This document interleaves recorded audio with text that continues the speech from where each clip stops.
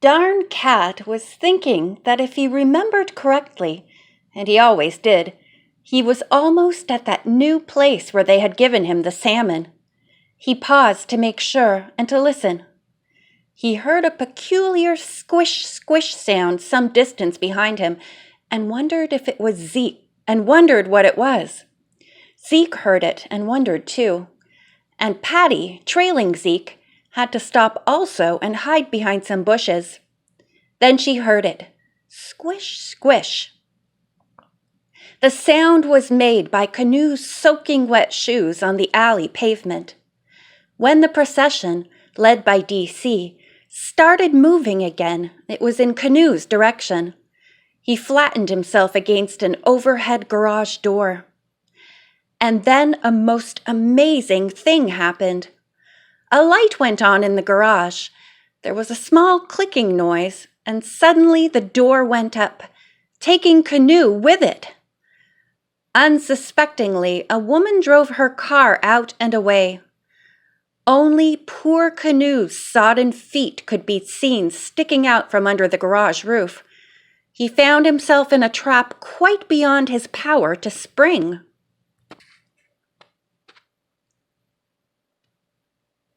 Of the 4 people who originally were trailing D.C., only 2 were left. Zeke watched breathlessly as the informant crossed a yard between 2 apartment houses and started up the steps. Patty's heart almost stopped beating. Quickly, Zeke got the address of the building and reported it to Supervisor Newton back at the communications control. He ordered all agents to converge on the site. D.C. sat at the back door, wondering if he would be able to arouse anyone's attention. Then he had a stroke of luck. The man called Iggy was coming up the stairs, and when he let himself in, D.C. shot in too. "I got a laundry truck," he told Dan. "Just the thing for this job. No one can see in." Dan nodded. "You get her," he said, indicating Margaret. "I'll handle the money. The sooner we clear out of here, the better." No one noticed D.C., so he meowed to attract their attention. Iggy was surprised and pleased. He bent down and picked the cat up. "You just wait a minute, old buddy," he said to D.C. "I've got some business to attend to. Then I'll give you a nice piece of fish." Zeke clearly heard Iggy's words, broadcast by the tiny transmitter on D.C.'s collar. There followed a snarl from D.C. and the faint background scream of a woman. Then came Dan's angry voice. "The cat's bugged!" And the sound went dead. Iggy bent down and picked up D.C. A moment later, Zeke heard Dan's voice say, "The cat's bugged!"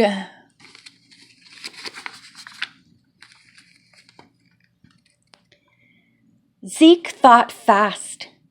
This was the worst thing that could have happened. Now the criminals knew they were being watched. He couldn't wait for the others to join him, as he had been instructed. He so advised main control, then stepped to the door where he had seen D.C. and the man enter.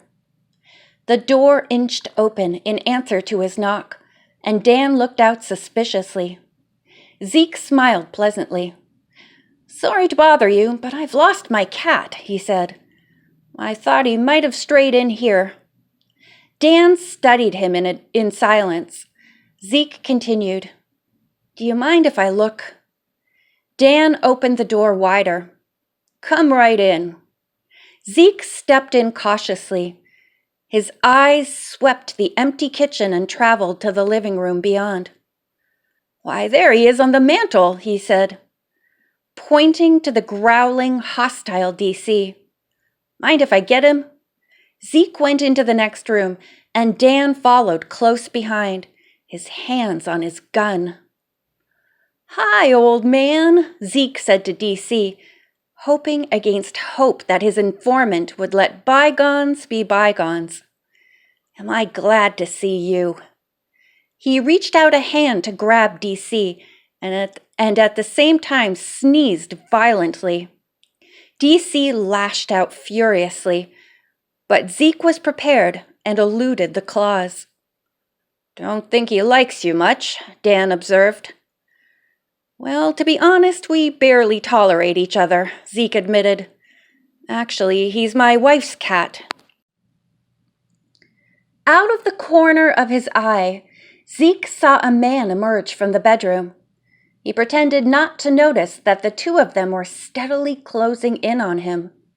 He had a plan. If he could just get hold of DC, and if he could stop sneezing, and if his eyes didn't swell shut. "My wife goes wild when he strays away," Zeke chattered, playing for time. "Sometimes I think she loves him more than she does me." He was interrupted by a knock at the door. Dan, standing behind Zeke, took his gun out, then nodded to Iggy to open the door. Zeke's heart sank. In came Patty. "Oh, there you are," she said to Zeke. The picture is actually on the next page. "You'd better let me handle this, dear," Zeke said, play acting. But he didn't fool the criminals. That part's on the next page. "Oh, there you are," she said to Zeke, as happily unconcerned as though she were at a friend's house. "You found him!" She pushed past Iggy, who didn't quite know what to do, and gathered the willing DC in her arms. "We've been so worried about you, darling," she cooed. I'd rather you let me handle this, dear," Zeke told her, play acting, though he was quite sure they weren't fooling the criminals. He wondered if any of them, including Margaret Miller, would get out of there alive. He could only pray for a miracle. He didn't dare make a move to apprehend the criminals with Patty in the room. Patty backed toward the door. "Why don't we all go, now that we've found DC?" She took Zeke's arm cozily. Dan, who had remained partially hidden from her view, stepped out, his gun in Zeke's side. "Let's stop playing games," he snapped.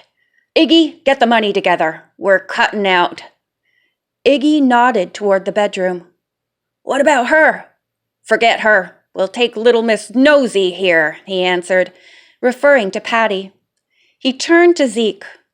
"All right, copper, hands on top of your head." Patty, terrified, didn't know what to do. She released Zeke's arm in order to hold the squirming, frightened DC. Suddenly, with muscles of steel, darn Cat sprang out of her arms and landed in the face of the astonished Dan.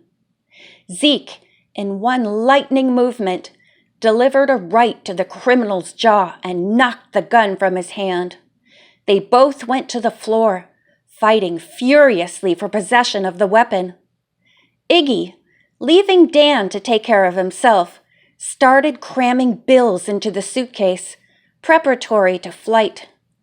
But Patty leaped on his back and fought like a tigress.